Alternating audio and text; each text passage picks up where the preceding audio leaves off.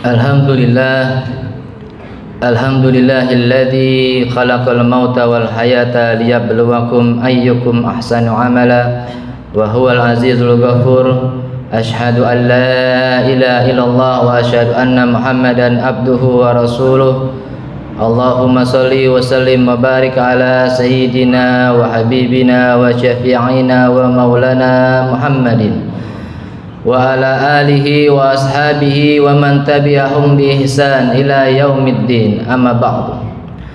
Qala Allah Ta'ala fil Qur'anil Karim, a'udzu billahi minasyaitonir rajim. Bismillahirrahmanirrahim. Ya ayyuhalladzina amanu taqullaha haqqa tuqatih wa la tamutunna illa wa antum muslimun. Hadirin sidang salat Jumat yang dirahmati Allah Subhanahu wa taala, marilah kita senantiasa meningkatkan ketakwaan kita kepada Allah Subhanahu wa taala. Takwa dalam arti yang sebenar-benarnya takwa, dengan mengerjakan segala perintah-perintah Allah dan meninggalkan segala larangan-larangan Allah Subhanahu wa taala. Hadirin sidang salat Jumat yang dirahmati Allah Subhanahu wa taala, pada kesempatan khutbah pada siang hari ini, tema yang akan khatib sampaikan adalah tentang pentingnya takwa dalam kehidupan. Hadirin sidang salat Jumat yang dirahmati Allah Subhanahu wa taala, apabila kita ingin mendapatkan yang namanya kebahagiaan, keselamatan hidup di dunia dan di akhirat, kuncinya adalah satu, yakni bertakwa kepada Allah Subhanahu wa taala. Takwa artinya kita senantiasa mengerjakan segala perintah-perintah Allah dan meninggalkan segala larangan-larangan Allah Subhanahu wa taala. Lantas bagaimanakah ciri-ciri orang-orang yang bertakwa? Dijelaskan oleh Allah Subhanahu wa taala dalam surah Ali Imran, a'udzu billahi minasyaitonir rajim. Bismillahirrahmanirrahim. Alladzina yunfikuna fis sarra'i wad dharra wal kaziminal ghaiza wal 'afina 'anil nas. Ciri-ciri yang pertama orang-orang yang bertakwa dalam pandangan Allah Subhanahu wa taala adalah alladzina yunfikuna fis sarra'i wad dharra, yaitu orang-orang yang senantiasa menginfakkan hartanya, baik ketika dia dalam keadaan sedang senang, sedang banyak rezekinya, dan juga ketika dia sedang dalam keadaan susah, sedang sempit rezekinya, dia tetap berinfak.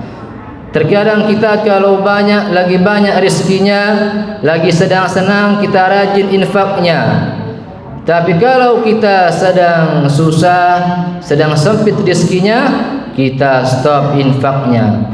Itu belum termasuk kategori orang-orang yang bertakwa dalam pandangan Allah. Orang-orang yang bertakwa dalam pandangan Allah saat sedang banyak rezekinya rajin berinfak, saat sedang sedikit rezekinya dia pun rajin berinfak. Kemudian ciri yang kedua adalah alladzina yunfikuna fis sarra'i wad dharra wal kaziminal ghaiza. Orang-orang yang senantiasa menahan amarahnya, karena amarah adalah salah satu perbuatan yang tidak terpuji. Kalau orang sudah marah, dia bisa menzalimi orang lain, dia bisa menghina orang lain, dia bisa mencaci maki orang lain, dia bisa memfitnah orang lain, dia bisa menggibah orang lain, dia bisa memukul orang lain, dia bisa mematahkan kaki orang lain. Bahkan kalau sudah saking dendamnya, dia bisa membunuh orang lain gara-gara marah. Makanya kata Rasulullah sallallahu alaihi wasallam, la taqdab walakal jannah. Janganlah kamu marah, maka bagi kamu surga. Orang-orang yang bertakwa marahnya karena Allah, marahnya mendapatkan pahala dari Allah Subhanahu wa taala. Kalau Allah dihina, kita harus marah. Kalau Rasul dihina, kita harus marah. Kalau agama kita dihina, kita harus marah. Kalau anak-anak kita tidak mau salat, kita harus marah. Kalau anak-anak kita tidak mau belajar membaca Al-Quran, ngaji Al-Quran, kita harus marah. Tapi marah dalam batas yang wajarnya. Tidak boleh dengan sampai emosi dan hawa nafsu, nanti jadinya menzalimi anak. Hadirin yang dirahmati Allah Subhanahu wa taala. Kemudian ciri ketiga adalah wal afina 'anil nas. Ya, orang yang bertakwa itu senantiasa memaafkan kesalahan manusia. Bahkan sebelum dia minta maaf, orang minta maaf, dia sudah memaafkan. Jiwanya pemaaf, bukan pendendam. Kemudian ciri-ciri orang yang bertakwa berikutnya adalah dia takut untuk mengerjakan segala perbuatan dosa, segala kemaksiatan, segala kemungkaran yang kecil ataupun yang besar. Karena segala perbuatan dosa yang terus-menerus kita kerjakan memiliki dampak negatif, memiliki dampak buruk. Apa saja dampak buruknya? Yang pertama akan Allah azab. Bukankah dosa yang menyebabkan Nabi Adam dikeluarkan dari surga karena makan buah khuldi? Bukankah dosa yang menyebabkan kaum Nabi Nuh alaihissalam dikirimkan oleh Allah banjir bandang yang besar, tinggi setinggi gunung, karena kaum Nabi Nuh tidak mau beribadah kepada Allah Subhanahu wa taala?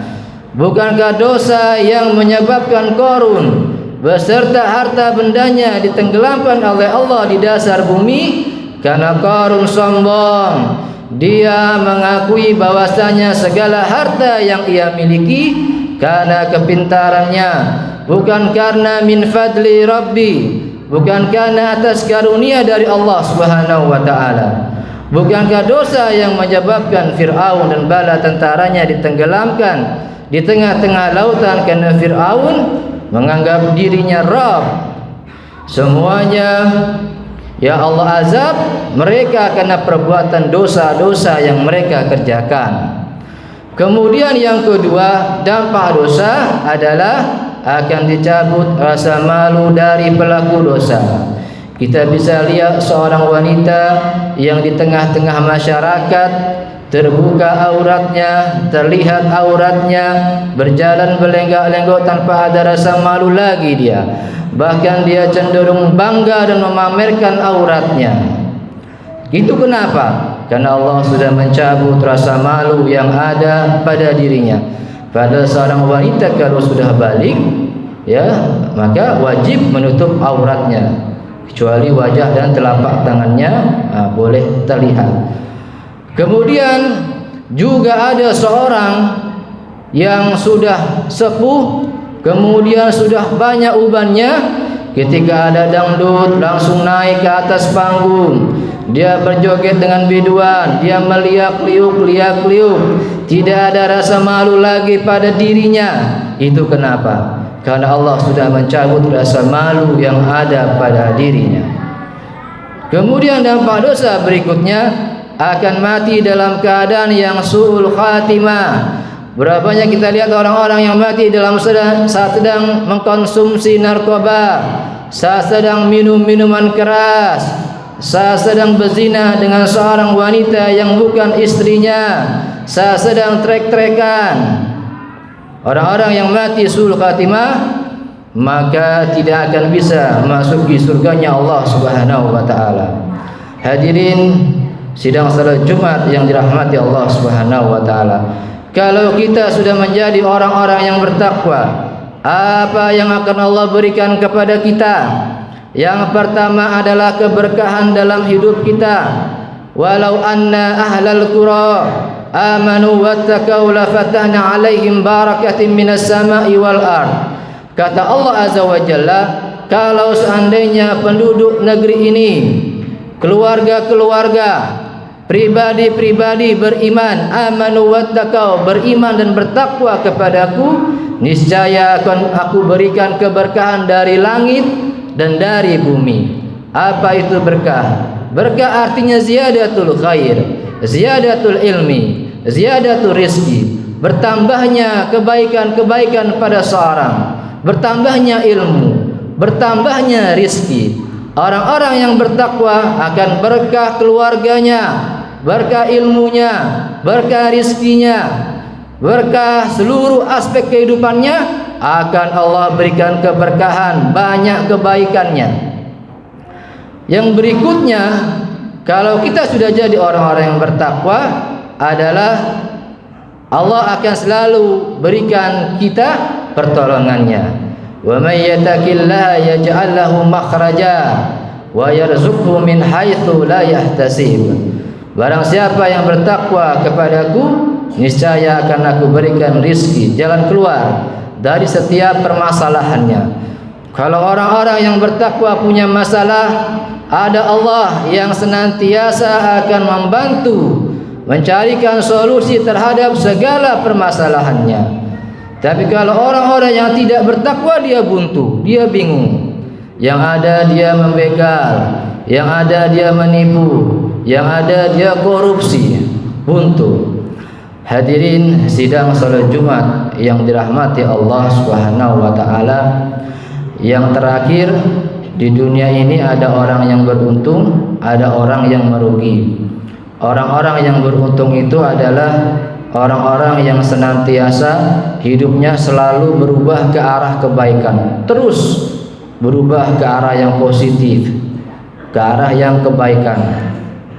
Kalau orang-orang yang merugi adalah orang-orang yang hidupnya adalah stagnan, tidak ada perubahan, itu saja, gitu-gitu saja, padahal bahkan dia cenderung menurun ke arah yang tidak baik. Ya, contohnya kalau dulu dia kalau sholat selalu datang sebelum azan, lama-lama datangnya pas azan, lama-lama datangnya sesudah azan, lama-lama datangnya ketika sudah sholat dimulai baru datang, terus menurun ke arah yang tidak baik. Ini merugi. Dulu kalau baca Al-Quran biasanya 1 juz sehari, lama-lama setengah juz, lama-lama 1 halaman, lama-lama setengah halaman, lama-lama berhenti baca Al-Qurannya. Ini merugi dia. Dulu dia kalau sholat tahajud full, seminggu dijaga sama dia, selalu bangun jam 3 sholat tahajud, zikir, nunggu subuh. Lama-lama seminggu 2 kali, lama-lama seminggu sekali, lama-lama tidak pernah sholat tahajud, berhenti. Ya, kalau seperti ini rugi, dan kita harus bangkit, hijrah, kita gapai yang namanya kematian yang husnul khatimah, ya, kematian yang baik. Demikian yang dapat saya sampaikan, semoga ada manfaatnya. Barakallahu li wa lakum fil Qur'anil Karim wa nafa'ani wa iyyakum bima fihi minal ayati wa zikril hakim. Aqulu qawli hadza fastaghfiruhu innahu huwal ghafurur rahim. Allahumma salli ala sayyidina Muhammadin wa ala ali sayyidina